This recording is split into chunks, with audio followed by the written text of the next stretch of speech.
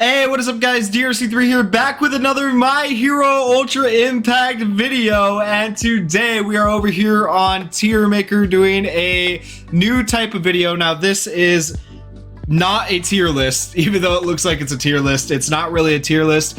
I just figured this would just be the easiest way to show you guys what I'm talking about and how to explain what I am thinking. Okay, so what this video is about is it is going to be about which characters you guys should be working on to level up, do their ability boards, do their advanced leveling and stuff like that first for the game, because I know a lot of people come into the game, they get these characters and you see them asking all the time in the Discord or in the comments, maybe this is you, and you're like, well, which character is good? Is this character good? Should I level them up? Who should I level up first?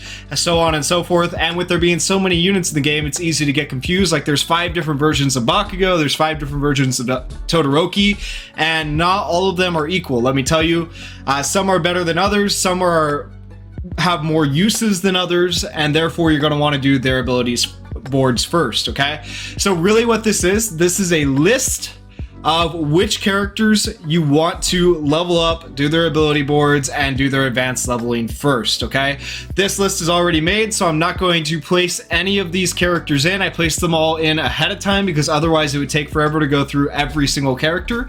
However, I'm going to explain a few of my choices to you and explain these categories as best I can so you can understand why I'm saying to level up these characters first and foremost.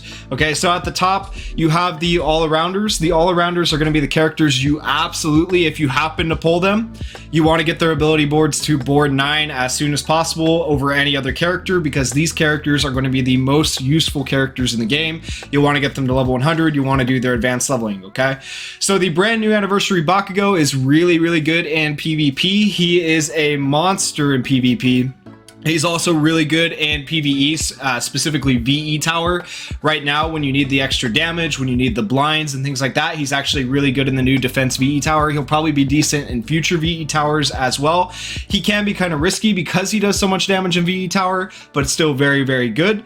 The blue Bakugo is also an all-arounder, good in PvP. You can use him in a sub slot, a main slot. It's a little bit harder to use him once you get higher up in the ranks of PvP, but up until recently, he was like one of the best PvP characters to get. He's still a pretty good PvP character, so a good all-arounder. He also has blinds, he has burns and things like that for PvE or VE Tower where you need to land status elements, and he also has technical hits because he decreases defense, so he is a really good all-arounder character. So you can kind of see how these characters I'm talking about right here in the top row have their uses for both PvP and PvE, and that is why you're going to want to level up their ability boards first, because they are useful in both scenarios.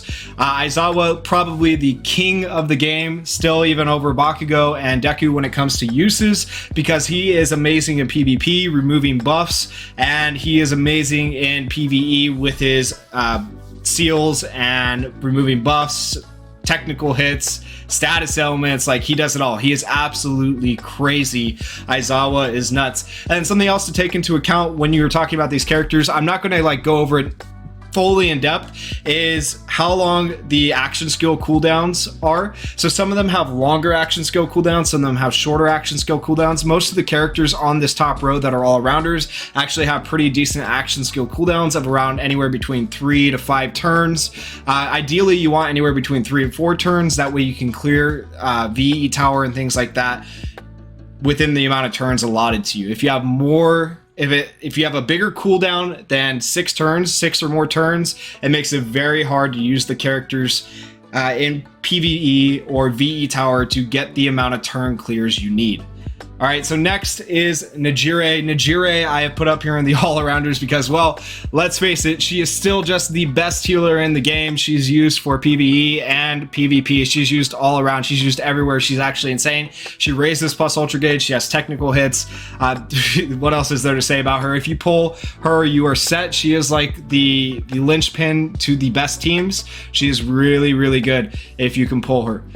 The green Todoroki, this one might be a little bit controversial. People might argue that he has fallen off since the new characters have been coming out and stuff like that, but I would say this green Todoroki is still really good because he has 2 AoE attacks. Both of them can cost status elements. If he happens to land a freeze, it can stun a character for a turn, which is really good in both PvP and PvE. I think he's just a character you can take into both realms and do fairly well with. I wouldn't say he, like, Okay, so once again, this is not a tier list. It's not saying he's the best character in the game. I'm not saying he's the top of the characters, but really what this shows is that he just has a lot of uses, and that's why he's up here in the all-arounders, okay?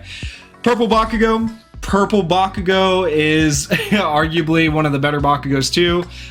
Right, so Anniversary Bakugo is the best Bakugo in the game right now, obviously. But then for a long time, the Blue Bakugo and the OG Purple Bakugo were competing for the first place spot. There was a lot of arguments between which one's better, blue or purple. And honestly, I don't really care. But pretty much for the same reasons that Blue Bakugo is up here, Purple Bakugo is up here because he has technical hits, status ailments, is really good in PvP and really good in PvE. So all around pretty decent. Hawks goes up here in the all-arounders. This might surprise some people because Hawks, you'll see him more often in PvP than you'll see him in PvE with PvE content.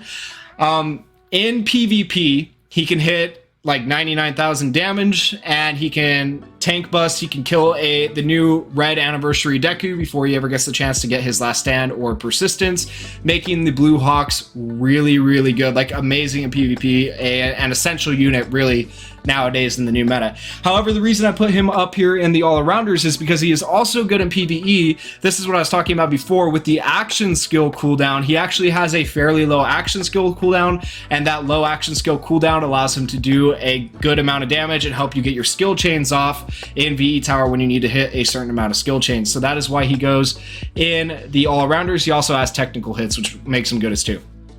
All right, and then Todoroki, Blue Todoroki is just like the same reasons as Green Todoroki, except for maybe a little bit better because he increases skill impact of all allies. He has a chance to burn or freeze, so he has technical hits, he has status ailments, and then his Plus Ultra also has the bind that you can end up landing. So, and then he has really like pretty decent speed, so that makes him good for PvP. So he's good for PvP and PvE, pretty much kind of similar to Green Todoroki. The Green and the Blue Todorokis, the better of the Todorokis in my opinion, which is why they go in the all-arounders. And then you have, lastly, Shinso. Shinso is like up there with Aizawa for me. Like, actually, I probably wouldn't put him, I'm gonna move him down one. Now that I think about it, I don't know why I put him up there. He is really, really good in PvE, but he's not very good in PvP. PvE, he is an amazing character because he has his binds, he has the ability to reduce defense and stuff like that, making him really good. He can confuse. So Shinso, really, really good for PvP. So we're on to the next category where we're talking about PvP or PvE high use. So you can kind of see how that works. Shinso is only good in PvE, not PvP. And then these other characters are pretty good in most areas. I might actually put, let me see. I would actually probably put Sun Eater up in all-arounders right now. Yeah, let's switch those two. Sorry. Last-minute decisions. I would put Sun Eater up in the all-arounders nowadays because he is actually really good in PvP now with the decreasing of speed on the enemy team that he has with his auto skill. And then he is actually fairly decent in PvE with his ability to reduce defense and bind. So that makes Sun Eater actually pretty good for an all-around character. All right.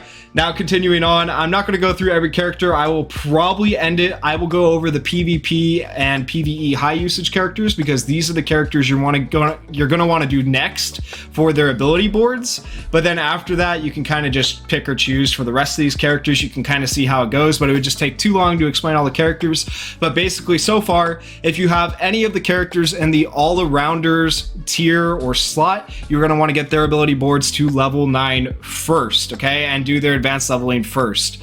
Next, if you don't have those or you finish those, you're going to want to do these characters. The Red Deku is the PvP god, absolutely amazing. Once he dies technically or loses so much health, he survives for 3 more turns, and the more health he's missing, the more damage he does, making him an amazing PvP character, like really essential along with Bakugo in PvP. And then you have Aizawa, the purple one. The purple one isn't quite as good as the yellow one, but the purple one is good for raising your team's crit and doing technical hits, and so that makes him really good for PvE. He's not as good in PvP though, so he only has 1 use. So you can kind of see this list right here is characters who are really good in either one aspect or the other. Blue Kirishima, really, really good in PvP, the new best Kirishima in PvP, and he has just recently moved up above Red Kirishima in usage because of the barriers. Barriers are better than damage mitigation for right now because there's just so much damage coming from the Red Deku and the new Hawks. or not new Hawks, the new Deku and the Hawks. So barrier's just better. That's why blue Kirishima's up here and red Kirishima's down here. Red Kirishima is still used, but only about a medium use compared to how much blue Kirishima will be used. Purple Jiro has her uses actually kind of in both PvP and PvE, but you won't see her used as much in PvP as you'll see her used in like VE Tower. That's why she's not quite an all-arounder, but she's pretty, like, I would arguably say she's pretty close to an all-arounder character. If I were to like rank characters in this tier, the ones you want to get their ability board up on first, I would say she would be one of the characters you definitely want to get her ability board up on as soon as possible out of all these characters in this list right here. Dabi is really good. I would say he's like a close second for characters okay, so well, hold on. So let me put this in order. Shinso's first, then Jiro, then I would say do Dabi. Dabi is third, okay, because he has 2 AoEs that are really good. He increases his own crit, he does technical hits, and he has status elements, making him amazing. Absolutely amazing for PvE, and he's used sometimes in PvP, but not as much, which is once again why he doesn't go in the all-arounders. And then we have the yellow Todoroki and the red Todoroki. Yellow Todoroki is fairly decent in PvE. He has decent cooldowns. He's able to get the burns. He has technical hits, so status elements, technical hits, low cooldowns. He's really decent in PvE. Not really very good in PvP though. Red Todoroki on the other hand is decent in PvP because he has Frostbite. When the Frostbite lands, it messes up enemy skill chains, and you can hit the whole enemy with Frostbite, and when it messes up their skill chains, they don't get their plus ultra as fast, so that can be really good to have Red Todoroki on your PvP team. He's also very good in PvE because Frostbite counts as a status ailment. He can also burn, and that makes him a really good PvE character too. Almost fits the all-arounders, but I would say now in the current meta of PvP, he's not used as much as some of the other characters, which is why he is here and not in the all-arounders. And then really quickly to explain Purple Todoroki. Purple Todoroki is also really good, especially right now in the new VE Tower. He is able to hit that max damage that you need, 999 damage, really easily because of what his plus ultra does. However, his skill cooldown is a little too high to put him in the high usage, and he's really like, he's only just now being used. He hasn't really been used very much in other VE towers because of his high cooldowns, but right now we're doing 3-turn clears, so that makes him good in VE tower, but I would put him in medium use instead of high, maybe even minimal use other than this current VE tower. So that's why the Purple Todoroki is not quite as high as the other Todorokis. And then you can kind of just look through these characters yourself and see why I put these characters where they are. Keep in mind, I tried to think of like in general all VE towers, not just the current VE tower. Like Asui right now is really good in the current VE tower. In general, in most VE towers though, she hasn't been that amazing. She hasn't been that present. She's been decent. She's been used like a moderate amount. People will use her here and there, but there's usually just better choices. So keep that in mind when you look at the rest of this list. Once again, I'm going to reiterate so I don't get hate. This is not a tier list, guys. This is literally just to help you guys figure out which characters you want to level up first, which characters you want to get their ability boards done on first, which characters you want to advance level first. And I figured this was appropriate because at the time of recording this video, it is currently triple drop rates. If you don't know or you're new to My Hero Ultra Impact, every weekend or every other weekend, they do triple drop rates, double drop rates on quest items that you need for your ability boards. Save your stamina up till then, and you can level up your characters much quicker. And these are the characters you want to level up, guys. If you guys enjoyed the video, please go down there, hit that like button, hit that subscribe button, and thank you for watching. Peace.